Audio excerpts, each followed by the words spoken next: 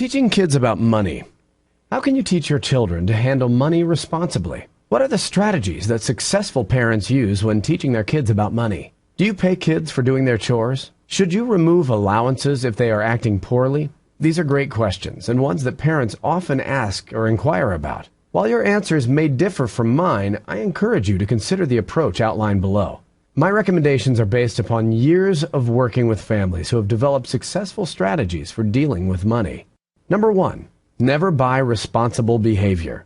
It is a mistake to pay children for completing basic responsibilities around the house. If you use allowance as a tool to purchase behavior, you always end up purchasing their compliance. It's not good. Your kids will never learn to own their behavior. You will be purchasing the appearance of responsible behavior. Instead of this being a signal of responsibility, it is simply a signal that your parenting toolbox is empty and that you can pay for maid service. It will not generalize to future patterns. Number 2, commit to a reasonable allowance around 4th to 5th grade, not contingent on good behavior.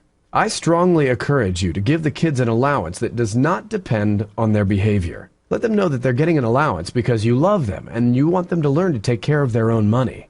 Decide on a reasonable amount of spending money for your children and include monies for treats that you might typically buy them. For example, if you normally buy the kids some juice when you're getting gas, include that portion in their allowance. As they get older, include their lunch money in their allowance. Include some extra spending money for the small stuff they often want and that you pick up for them. Let them know that it's their money to manage each week and watch them learn from their choices. Begin early on to allow children to experience the consequence of good judgment as well as poor judgment in the use of their money.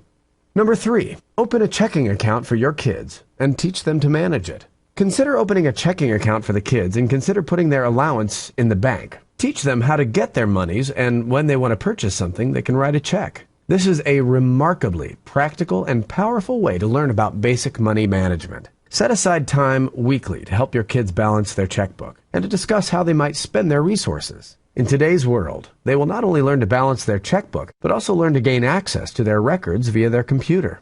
Number 4, open a savings or investment account for your children and teach compound interest. When you open the savings account, sit down and show your kids the effect of compound interest. Make sure you repeat this on a regular basis and teach them how the bank will pay them to store their money there. If they start saving at an early age, show them how easy it will be to have abundant resources by the time they reach the middle stages of their life. As an incentive to their savings program, let them know that you will match every dollar that they put and keep in their savings account with $1 from mom and dad. Show them the power of this as they look ahead to the next 10, 20, 30, even 40 years. If you haven't played with a compound interest calculator, you may want to do this with your children, especially as they move into adolescence.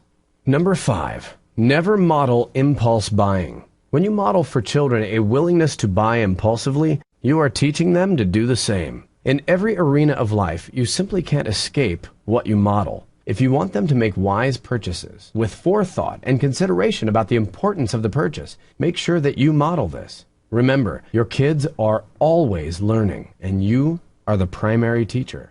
Number 6, buy the book Rich Dad, Poor Dad, What the Rich Teach Their Kids About Money by Robert T. Kiyosaki. Mr. Kiyosaki has written several books under the general title of Rich Dad, Poor Dad. They are all excellent books. However, the book written for teaching children about money is an excellent primer on this subject. It's a great place to start. In closing, if you find yourself struggling with how to teach responsible patterns of behavior without paying for it, I encourage you to carefully review the materials on my website at www.terrificparenting.com. The tools of effective parenting are much more powerful than money, and the results are much more enduring. As always, I encourage you to email me with your feedback at drcale@terrificparenting.com.